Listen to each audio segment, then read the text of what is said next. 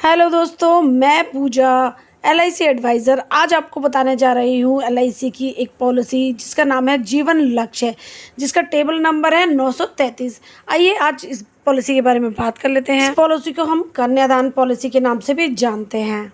अक्सर हमें कई लोग वीडियो भेजते हैं या फ़ोटो भेजते हैं व्हाट्सएप पे, फेसबुक पे, जिसमें हमेशा लिखा होता है कन्यादान पॉलिसी। सबसे पहले तो मैं आपको ये बताना चाहूँगी कि LIC में कन्यादान नाम से कोई भी पॉलिसी नहीं है। इसका एक जो प्लान है जीवन लक्ष्य टेबल नंबर 933, इसी को हम कन्यादान पॉलिसी के नाम से भी जानते हैं।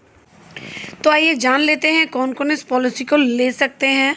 एक एग्जाम्पल लेके मैं इस पॉलिसी के बारे में आपको पूरी जानकारी दूंगी और ये भी बताऊंगी कि इससे हम कन्यादान पॉलिसी क्यों कहते हैं।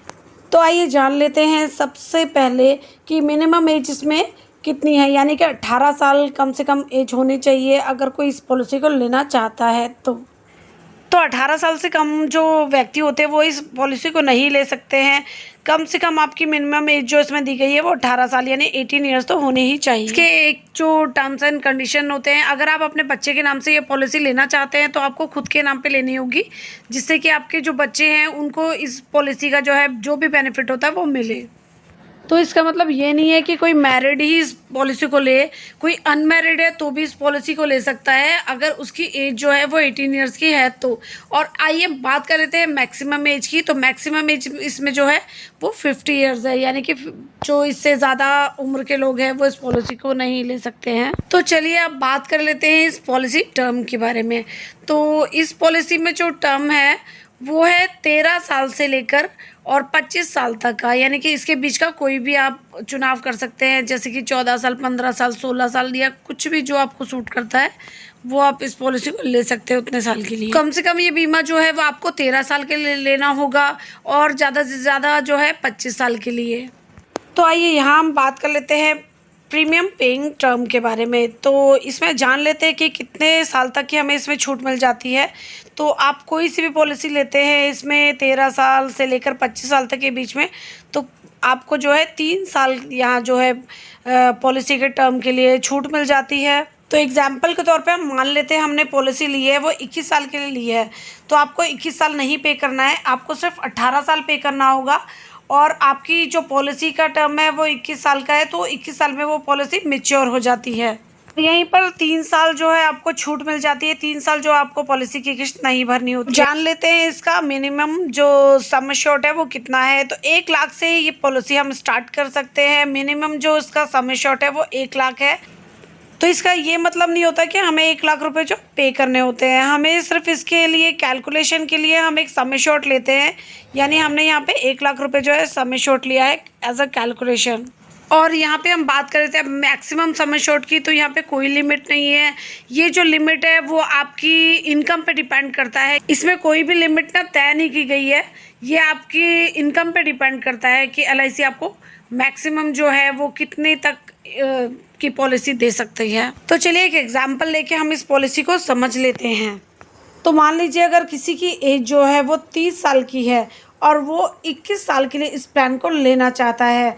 21 साल की पॉलिसी लेने के लिए जो प्रीमियम टर्म होता है वो हो जाता है 18 साल, यानी कि 18 साल उसे पे करना है और 3 साल की जो है उसे छूट मिल जाती है इसमें पॉलिसी को पे करने के लिए, यानी प्रीमियम जो इसका पेइंग टर्म है वो ओनली 18 ईयर्स का है और 3 साल उसे कुछ भी पे नहीं करना होता है। मान लेते हैं कि किसी ने ये सम एश्योर्ड 10 लाख का लिया है, तो उसे कैलकुलेशन में कितना पड़ेगा पर एनम, यानी पर ईयर जो है वो उसे कितना पड़ता है पे लगभग 53,140 रुपये जो है फर्स्ट ईयर का पड़ता है, क्योंकि इसमें GST भी ऐड होती है।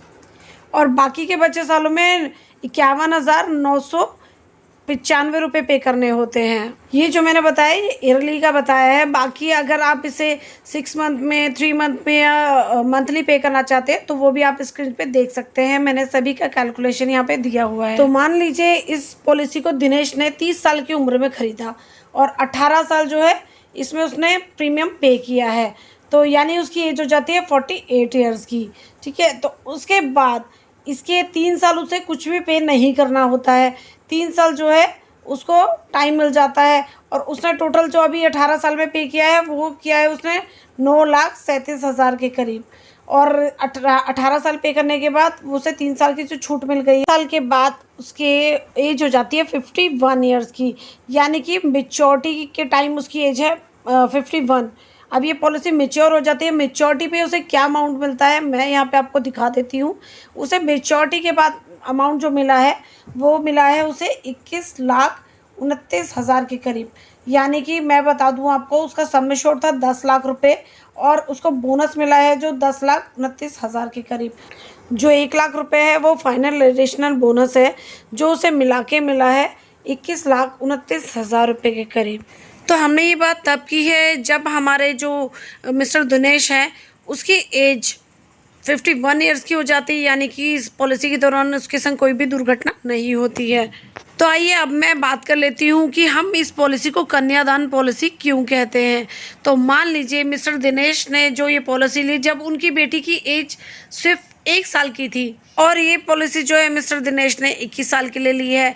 तो 21 साल बाद यानी कि उनकी बेटी आज 1 साल की थी, 21 साल बाद वो उनकी उम्र हो जाएगी 22 साल और उसकी हो सकता है शादी की उम्र हो और हो सकता है उसके एजुकेशन में काम आए। बट हम इसे कन्यादान इसलिए कहते हैं कि एक कन्या के लिए जो है हम अपने जोड़ के पहले से रखते हैं तो हम उसके काम में लगा सकते हैं, शादी में लगा सकते हैं या फिर आजकल तो एजुकेशन में लगाया जाता है। और मान लेते हैं इन केस मिस्टर दिनेश की इस पॉलिसी के दौरान डेथ हो जाती है और मान लेते हैं कि पॉलिसी शुरू करने के बाद यानी 4 साल बाद दिनेश की डेथ हो जाती है या डेथ कभी भी हो सकती है, हम एक एग्जांपल लेकर बोल रहे हैं। तो जो पॉलिसी का जो भी प्रीमियम होता है वो उन्हें पे नहीं करना होता है और जो पॉलिसी का प्रीमियम उन्होंने नहीं पे किया है उसके बाद भी ये पॉलिसी चलती रहती है और जो भी उसका नॉमिनी होता है इस पॉलिसी का जो भी सम एश्योर्ड है उसका 10% हर साल नॉमिनी को मिलता रहता है, यानी कि आपको कोई भी प्रीमियम पे नहीं करना होता है। और इसके अलावा जो बचे हुए मान लीजिए टाइम पीरियड रह गया है 17 साल बाकी है तो उस टाइम बच्चे को जो है इस जो भी पॉलिसी का होगा, जैसे मान लीजिए 1 लाख की पॉलिसी सम एश्योर्ड है तो उसका 10%, अगर 10 लाख है तो भी 10% उसका, यानी 10% यानी कि 10 लाख का 1 लाख रुपए हर साल उस बच्चे को मिलता रहेगा उसके फादर के ना रहने पर तो भी, यानी जब तक पॉलिसी मेच्योर नहीं होती। ज़रूरी नहीं है कि उसका नॉमिनी उसका बच्चा ही हो, उसकी वाइफ के लिए भी ये बहुत काम आती है, यानी कि हम जीवन साथी भी कह सकते हैं। अगर बेटा है तो उसके एजुकेशन के लिए काम आ सकती है, बेटी है तो भी उसके एजुकेशन के लिए काम आता है। ये पैसा बच्चों के या घर वालों के माता पिता के उनके काम ही आएगा। मान लीजिए कोई अपने मदर फादर को नॉमिनी बनाता है तो उनके मदर फादर को भी ये अमाउंट मिलता रहेगा उनकी जो मेच्योरिटी है उसके टाइम पीरियड तक।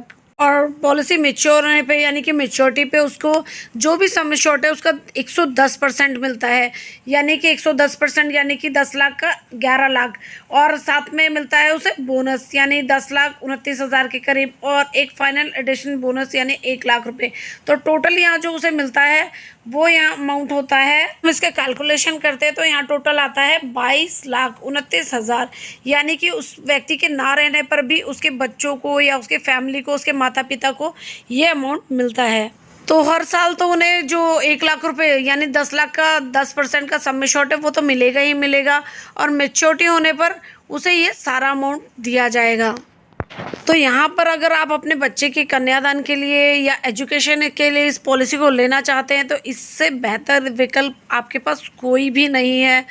तो ये आप अपने बच्चों के लिए या अपने माता पिता के लिए या अपनी पत्नी के लिए इस पॉलिसी को आप इजीली ले सकते हैं। जरूरी नहीं है कि आप इसको अपने बच्चों के लिए ही लें, कोई भी इस पॉलिसी को ले सकता है अगर उसकी एज जो है वो 18 साल के ऊपर है। तो पॉलिसी में कुछ एक्स्ट्रा बेनिफिट्स भी होते हैं तो जिसके लिए आपको कुछ एक्स्ट्रा पे करना होता है। सबसे पहले जो इसका बेनिफिट है वो है टर्म राइडर। मान लीजिए आपने 10 लाख का सम एश्योर्ड लिया है तो जब भी मान लीजिए अगर किसी व्यक्ति का जो भी उसने सम एश्योर्ड लिया है 10 लाख का और इस दौरान पॉलिसी के तहत मतलब बीच में कभी भी उसकी डेथ हो जाती है तो 10 लाख का जो भी सम एश्योर्ड है वो उसकी जो भी नॉमिनी है उसे मिलेगा। और इसके अलावा जो भी बेनिफिट्स मैंने आपको बताए हैं वो तो मिलेंगे ही मिलेंगे। इसके अलावा ये जो 10 लाख रुपए है उसकी फैमिली को जिस टाइम उसकी डेथ होती है उसी टाइम मिल जाता है। इसके अलावा जो दूसरा बेनिफिट होता है वो राइडर है एक्सीडेंटल डेथ बेनिफिट का। तो मान लीजिए पॉलिसी होल्डर जो है वो एक्सीडेंटल डेथ क्लेम का जो राइडर है वो भी लेता है, तो जो बेनिफिट है, ये जो नेचुरल डेथ वाला जो बेनिफिट है 10 लाख रुपए तो मिलते ही मिलते हैं। इसके साथ एक्सीडेंटल डेथ क्लेम भी मिलता है, यानी 10 लाख रुपए, और यानी टोटल मिलते हैं 20 लाख रुपए उसके, अगर एक्सीडेंट से मौत होती है तो। मान लीजिए ये आपने राइडर लिया हुआ है, इसके अलावा आपको जो भी बेनिफिट्स थे वो तो मिलेंगे ही मिलेंगे, यानी कि जो आपकी फैमिली को जो भी मैच्योरिटी तक अमाउंट मिला है, और इसके अलावा 20 लाख रुपए एक्स्ट्रा मिलते हैं, यानी कि 20 लाख रुपए तो मिले ही मिले। और हर साल 1 लाख रुपए आपके घर के और बच्चों की परवरिश के लिए या माता पिता के जो भी है उनके खर्चे के लिए पैसा मिलता है। और मैच्योरिटी के बाद, यानी कि आपकी जब भी मैच्योरिटी होती है उसके बाद 22 लाख रुपए तो मिलेंगे ही मिलेंगे इसके अलावा, यानी कि ये 40 लाख के करीब पहुंच जाएगा। आप, ये ज़रूरी नहीं है कि 10 लाख का सम एश्योर्ड लें, ये एक हम एग्जांपल के तौर पे बता रहे हैं, आप 1 लाख से इस पॉलिसी को ले सकते हैं। और इसके अलावा LIC कहती है कि जो भी आपका मैच्योरिटी का अमाउंट है या डेथ क्लेम का अमाउंट है वो आप हमसे इंस्टॉलमेंट पे भी ले सकते हैं, 5 साल, 10 साल या 15 साल के बीच, जब आपको जैसे सूटेबल लगता है उस तरह से। इसके अलावा हर 3 महीने में आपको पॉलिसी जो है वो इंटरेस्ट भी देती है, जो भी आपका अमाउंट है उसके अलावा। तो इसको आपको पॉलिसी लेने पर बताना होगा कि आप इसे किस तरह से लेना चाहेंगे, एक साथ लेना चाहेंगे या इंस्टॉलमेंट पे लेना चाहेंगे। ये भी आपको खुद तय करने का मौका मिलता है कि आप खुद अपने ये जो अमाउंट है उसे तय कर सकते हैं कि आपको किस तरह से लेना है, एक साथ लेना है या इंस्टॉलमेंट पे लेना है। इसके अलावा भी आपको जो है कुछ एडिशनल बेनिफिट्स मिल जाते हैं इसमें, यानी कि एडिशनल राइडर्स मिल जाते हैं। इसके लिए आपको कुछ एक्स्ट्रा प्रीमियम जो होता है वो पे करना होता है। इसमें है accidental death and disability rider, accidental benefit rider, term insurance rider and critical illness rider. ये सभी आप जो भी राइडर है वो इसे ले सकते हैं कुछ थोड़ा सा अमाउंट पे करने के बाद। और इसके अलावा आप इस पे लोन भी ले सकते हैं आफ्टर 2 ईयर्स, यानी कि पॉलिसी के 2 साल के बाद आप इस पे जो है लोन भी ले सकते हैं। और इसको सरेंडर वैल्यू भी है, यानी कि 2 साल बाद, पॉलिसी लेने के 2 साल बाद आप इसे जब चाहें बंद करा सकते हैं। पर जो आप सरेंडर वैल्यू होती है इसकी, इसमें कुछ अमाउंट आपका कट के मिलता है, तो इसमें आपको बेनिफिट नहीं होता है। इससे अच्छा है कि आप इस पॉलिसी को चलते रहने दें। सरेंडर करने से अच्छा है कि आप इस पे लोन ले लें, क्योंकि लोन के अमाउंट के साथ साथ आपकी पॉलिसी भी चलती रहती है और इस पॉलिसी के जो भी बेनिफिट्स होते हैं वो आपको सभी मिलते हैं। बात कर लेते हैं मोड ऑफ पेमेंट्स की, यानी कि आप जो इसके प्रीमियम है वो किस तरह से जमा कर सकते हैं। 4 ऑप्शन आपको यहाँ मिल जाते हैं, yearly, half yearly and quarterly, monthly. तो आप किसी भी तरह से जैसे आपको सूट करता है वो इसमें विकल्प चुन सकते हैं और इजीली अपने जो भी पॉलिसी के प्रीमियम है उसे पे कर सकते हैं। और यहाँ पे कुछ ग्रेस पीरियड भी हमें मिल जाता है। मान लीजिए आपने मंथली जो पेमेंट करने का ऑप्शन चुना है, तो आप विद इन 15 डेज, यानी कि आपकी जो पॉलिसी की ड्यू डेट है उसके 15 डेज के अंदर कोई भी पेमेंट करते हैं तो कोई भी लेट चार्ज जो है वो आपका नहीं लगेगा।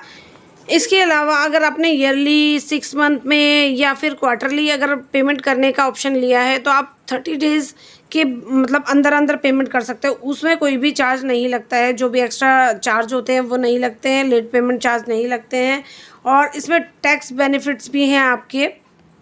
तो इसमें जो भी टैक्स बेनिफिट होते हैं, इसमें ये होता है कि आप जो भी पॉलिसी आपने ली है, जब भी उसकी मैच्योरिटी होती है, जो भी आपको अमाउंट मिलता है वो बिल्कुल टैक्स फ्री मिलता है आपको, इसका लिए कोई भी टैक्स नहीं पे करना होता है। तो अब बात कर लेते हैं रिबेट की, यानी कि आप अगर ईयरली मोड चुनते हैं तो आपको 2% का यहाँ जो है डिस्काउंट मिल जाता है और हाफ ईयरली में आपको 1% का डिस्काउंट यहाँ पे मिलता है। इसी के अलावा आपको रिवाइवल टाइम पीरियड्स जो मिलता है, मान लीजिए आपकी पॉलिसी बीच में बंद हो चुकी है, आप इसे नहीं चला पाए हैं, तो इसमें आपको जो है LIC 5 साल का टाइम पीरियड देती है इस पॉलिसी को दोबारा स्टार्ट करने के लिए। तो 5 साल के अंदर आप इसे रीस्टार्ट करते हैं तो ये पॉलिसी आपकी दोबारा से स्टार्ट हो जाएगी। उम्मीद करती हूँ कि आपको आज की वीडियो अच्छी लगी होगी और अच्छे से समझ में भी आ गई होगी। अगर आपके कोई भी क्वेश्चन होते हैं तो आप मुझसे कमेंट बॉक्स में पूछ सकते हैं, मैं आपकी बातों का जवाब देने की पूरी कोशिश करूँगी। इसी के साथ अगर वीडियो अच्छी लगी हो तो प्लीज़ इसे लाइक करें, चैनल में नए हैं तो चैनल को सब्सक्राइब करें। Thank you so much.